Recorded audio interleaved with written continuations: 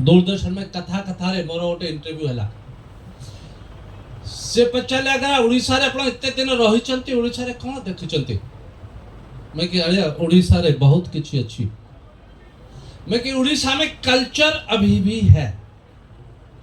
मैं बाहर जाता हूं तो वहां पर एग्रीकल्चर है, सेरिकल्चर है, लेकिन उड़ीसा में आज भी कल्चर है। मैं देखता हूं कि एक हमारा कल्चर हुआ करता था कि बड़ों के चरण स्पर्श करना। मैं उत्तर प्रदेश से हूं। हमारे बच्चों के पास में टच स्क्रीन मोबाइल है, टच स्क्रीन डेस्कटॉप है, टच स्क्रीन लैपटॉप है, लेकिन सो कॉल्ड डेवलप स्टेट के बच्चों ने अपने माँ बाप के पैर को टच करना छोड़ दिया है। लेकिन उड़ीसा का बेटा और बेटी वो आईएएस हो, ओएस हो, माँ बाप के पैर टच करता है। ये आपका कल्चर है। मैं इसे नमन करता हूँ, वंदन करता हूँ, अभिनंदन करता हूँ। और सारा विश्व शांति की बात करता है, एसक्यू की बात करता है, स्पिरिचुअल क्वोशेंट की बात करता है। और मैं देखता हूँ कि हमारे उड़िया भाई स्पिरिचुअली बहुत स्ट्रांग है, बहुत स्ट्रांग है। मैं तो भुवनेश्वर में रहता हूँ। ये धार्मिक उन्माद इतना है कि सकाळु सकाळु लोक माने आसीबे, जते की फूल अच्छी सब तोड़ के नहीं जीवे।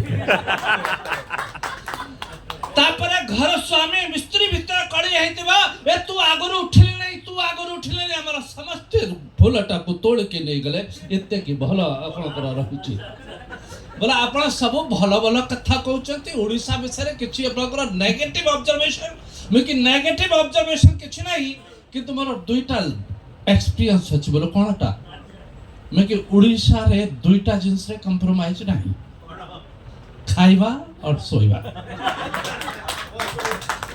मुझे मैं चाकरी रे थी आज्ञा पुरी रे मोर ड्यूटी थिला, और ड्यूटी रे थिला जब साइक्लोन हला 2009 रे फनी हला, लोकन को डाकिबा शेल्टर को नेकी जेबा। जड़े मौसा खाइबा पाई बसतले, मिकी मौसा बाहरा, अरे पूरा खाउची ता हमें जब बाहरा भास जेबे बोला हो भासीबा तो खाई की भासीबा। ये आपका कल्चर है। अगर मैं उत्तर प्रदेश से आया हूं तो सिर्फ पेट के लिए आया हूं। यस और नो, यस और नो। आप जो नौकरी करते हैं, आप जो व्यवसाय करते हैं, किसके लिए करते हैं? पेट के लिए करते हैं। मैं प्रणाम करता हूं इस उड़िया संस्कृति को, भगवान जगन्नाथ की संस्कृति को, कि विश्व में किसी ने नहीं सीखा, लेकिन उड़िया जाति जानती है कि ये पेट ही सब कुछ है, और इसकी आप बहुत अच्छे से करते हैं। भाई मो विषय कहते कुलंगाड़ बाबू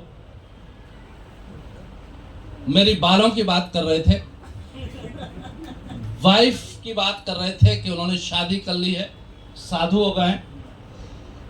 हमेशा मुझे बोलते हैं कि शर्मा जी मेरी वाइफ हमेशा मेरे सर पे चढ़ी रहती है। मैं कहता हूं कि कुलंदर बाबू मेरी वाइफ मेरे सर पे नहीं चढ़ती है कि उसको फिसलने का डर रहता है।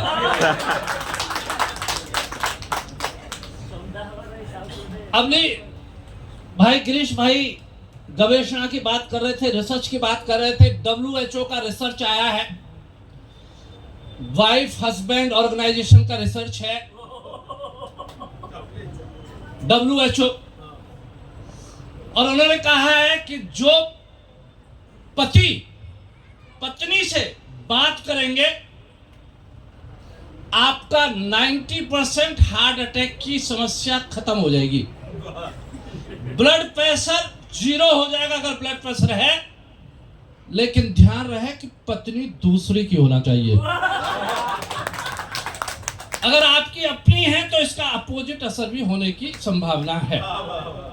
पत्नी की बात करते हैं, हास्य निकालने की कोशिश करता हूं व्याकरण से, कि पत्नी जो पति पर तनी वो पत्नी, पत्नी जो पति पर तनी वो पत्नी, पति पत्नी को मिलकर बनता है दंपत्ति। पति और पत्नी को मिलकर बनता है दंपत्ति। जब तक दम तब तक पति, जब दम नहीं तो कम वक्त का पति। बहुत अच्छा लग रहा है, आप हंस रहे हैं। मैं तो भुवनेश्वर में रहता हूं और यहाँ की संस्कृति को देखता हूं। सत्यानाश बाबू गांव की बात कर रहे थे, मैं तो गांव का व्यक्ति हूं। लेकिन शहर में रह के भीड़ में मुझे लगता है मैं अकेला हूँ। ये भुवनेश्वर की भीड़ अकेला का एहसास कराती है, कोई किसी के साथ नहीं है। मु देखी पाखरे लोक मरी जाइछन्ति, पड़ोसी घर रे लोग झरकारे देखुचन्ति, ये तारा की मर जाइछि। कि गांव में ऐसा नहीं होता है। गांव में अगर कुछ समस्या आती है तो सारे लोग उठ के चले आते हैं। दो पंक्तियां हैं कि तेरे शहर के लोग अर्थी तक को कंधा नहीं लगाते, अर्थी तक को कंधा नहीं लगाते, और मेरे गांव के लोग तो छप्पर भी मिलकर उठाते हैं। मेरे गांव के लोग तो छप्पर भी मिलकर उठाते हैं। ये शहर की संस्कृति है। शहर की संस्कृति में कहीं ना कहीं अपनेपन को ढूंढने की जरूरत है। रिश्तों में कड़वाहट है कि शहर में, चार पंक्तियां हैं कि शहर में और गांव में नीम के पेड़ कम हो रहे हैं। नीम का पेड़ बड़ा कड़वा होता है। कि शहर में, गांव में नीम के पेड़ कम हो रहे हैं, मगर घरों में कड़वाहट बढ़ रही है। मगर घरों में कड़वाहट बढ़ रही है, और जुबान में मिठास कम हो गई है, और ब्लड में शुगर बढ़ रही है। ब्लड में शुगर बढ़ रही है, ब्लड में शुगर बढ़ रही है। चार पंक्तियां और दे रहा हूं। मैं तो भुवनेश्वर से हूं। मैंने यहाँ लोगों को कुत्तों के साथ में घूमते हुए देखता हूं। आदमी के साथ आदमी नहीं है। एक आदमी 3 कुत्तों के साथ घूम रहा था। मैंने कहा भाई साहब आपके कुत्तों का क्या नाम है? बोला इनको कुत्ता मत बोलिए। तो मैंने कि किसको कुत्ता बोलूं? बोला इनको मत बोलिए। मैंने कि ठीक है नहीं बोलता हूं। बोला नाम तो बताइए। बोला पहले का नाम है जोरावर सिंह। मैंने कि बहुत अच्छा। बोला दूसरे का, बोला शेर सिंह। मैंने कि भाई साहब बहुत अच्छा। बोला तीसरे का, बोला सिंह। मैंने कि भाई साहब बहुत अच्छे नाम रखे हैं, लेकिन आपका नाम तो बताइए। बोला मेरा नाम है टॉमी। मैं कि ठीक बोल रहा था भाई, किसको बोलना है? चार पंक्तियां मैं तो देखा हूं। जब उड़ीसा में उड़िया भाई भौणी जब राखी जानते हिंदी रे गाड़ी देती और बोलते हैं कुत्ता कहीं का।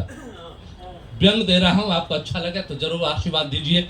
बहुत अच्छा आपका आशीर्वाद मिल रहा है मुझे तो लग रहा था कि शायद मेरी कविता पर रिस्पॉन्स नहीं होगा, लेकिन ये उड़ीसा है जहां पर जाति धर्म और कुछ नहीं है। Thank you so much. कि पिल्ले की हरकतों से तंग हो, एक दिन कुत्ते ने अपने प्रिय पिल्ले को गंदी सी, घटिया सी, भद्दी सी गाली दी, इंसान कहीं का। और डांटते हुए कहा बेटे तेरा चाल चलन कुछ बिगड़ता चला जा रहा है, और मैं कई महीनों से देख रहा हूं तू कुत्ते से इंसान बनता चला जा रहा है।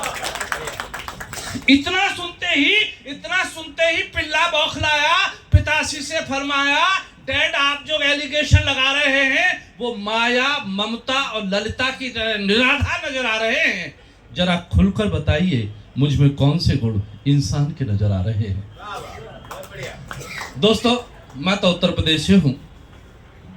पिताजी जो बोल देते थे वो लकीर होता था। हमारा उनके सामने मुंह नहीं खुलता था। वो सम्मान था या डर था, लेकिन पिताजी के सामने बोल नहीं पाते थे। लेकिन आज स्थिति अलग हो गई है कि पिताजी बच्चों के सामने बोल नहीं पाते हैं। यस और नो? पिता ने सौम्य स्वर में कहा कि पहला तो ये कि तू बड़ों से जुबान लड़ाता है।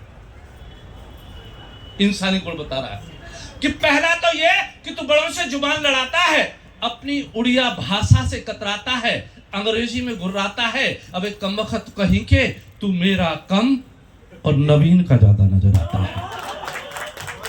बहुत अच्छा, बहुत आप सुनना है, बहुत मन से सुनना है। चार पंक्तियां और मैं देने की कोशिश करूंगा। यहाँ पे बात हो रही थी कि ये वास्तव में श्रोता है। एक बार विधानसभा में कवि सम्मेलन था, और विधानसभा में जब कवि सम्मेलन होगा तो सामने कौन बैठे रहेंगे? यहाँ से बोल रहे थे कि भाई अपनी पॉकेट को संभाल के रखेंगे, लेकिन यहाँ लोग मंच को इतना सम्मान दे रहे हैं। मुझे बहुत अच्छा लग रहा है कि उड़ीसा में हिंदी कविता को भी कितने अच्छे से सुना जाता है। सामने कौन बैठे होंगे विधानसभा में?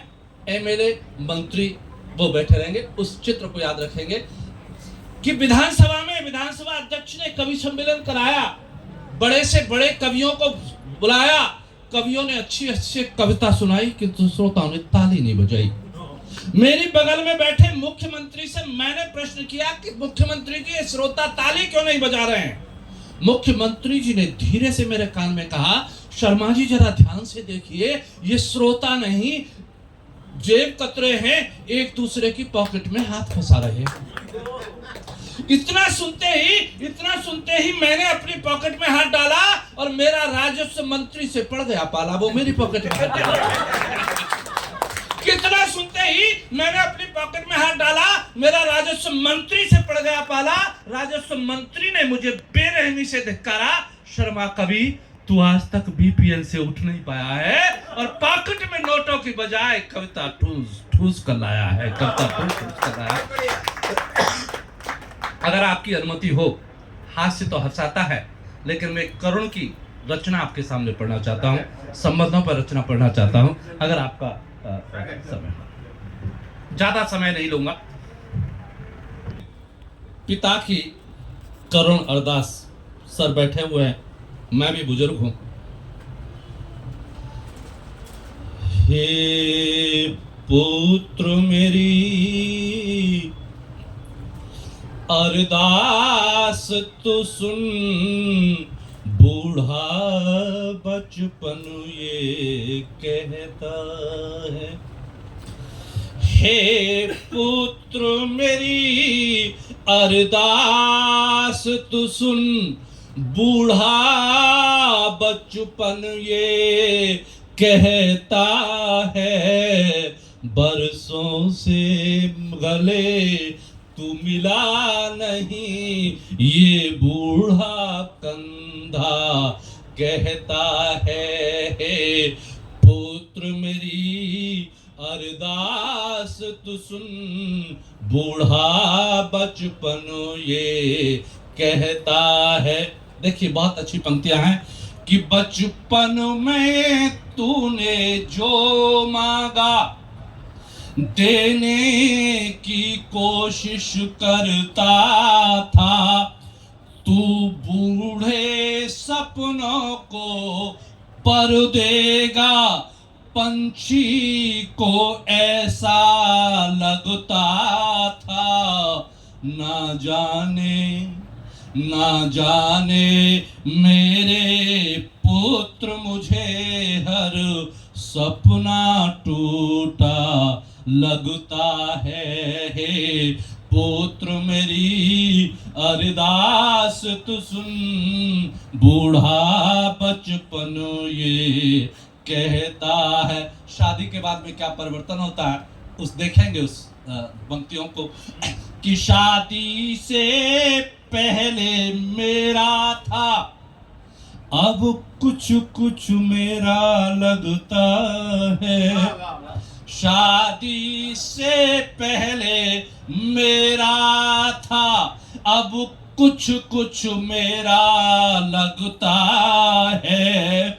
मैं बदला और मैं बदला या तू बदला, कुछ बदला बदला लगता है। मेरे घर का हर कोना मुझको क्यों बेगाना लगता है। हे पुत्र मेरी अरदास तू सुन, बूढ़ा बचपन ये कहता है। मेरा मानना है दोस्तों कि माँ बाप के निर्णय गलत हो सकते हैं, नियत कभी गलत नहीं होती है। नियत कभी गलत नहीं होती है। आज की जो तरुणाई है वो हमेशा जब नियत पर क्वेश्चन उठा देती है तो माँ बाप को बड़ा दुख होता है। ये माँ बाप दो प्राणी हैं जो अपने बच्चे को हमेशा अपने से आगे देखना चाहते हैं। यस और नो। वो आपने सुना होगा, बहुत अच्छा लगता है वो सुना होगा कि माँ आज भी वात्सल से बड़ी माँ कि पिता पूछते हैं कि बेटा तुमने क्या कमाया, पत्नी पूछती है तुमने क्या बचाया, और वात्सल से भरी हुई माँ पूछती है बेटा बेटी तुमने क्या खाया, क्या खाया। ये माँ बाप की संस्कृति होती है। माँ को चार पंक्तियां देके मैं विदा ले रहा हूं। मैं जिस समय जॉब में आया तो मैंने पिताजी को बहुत खुश देखा, माँ को बहुत खुश देखा, लेकिन उनको मैंने दरवाजे के पीछे रोते हुए देखा क्योंकि उनको दुख था कि बेटा छोड़ के चला जाएगा। चार पंक्तियां हैं। किन आंखों के बरसने का कोई मौसम नहीं होता, बहुत रोती हैं, मगर कि बहुत रोती हैं मगर आंचल कभी गीला नहीं होता। इन आंखों के बरसने का कभी मौसम नहीं होता। कि दुश्मनों के बीच में मैं महफूज रहता हूं, कि दुश्मनों के बीच में मैं महफूज रहता हूं, क्योंकि मेरी माँ की दुआओं का खजाना कभी कम नहीं होता। मेरी माँ की दुआओं का खजाना कभी कम नहीं होता। मैं आपको नमन करता हूँ, वंदन करता हूँ, अभिनंदन करता हूँ, उड़िया संस्कृति को वंदन करता हूँ कि आपने हिंदी कवि को भी उतने ही मन से सुना जैसे आपने अपने कवियों को सुना। Thank you so much.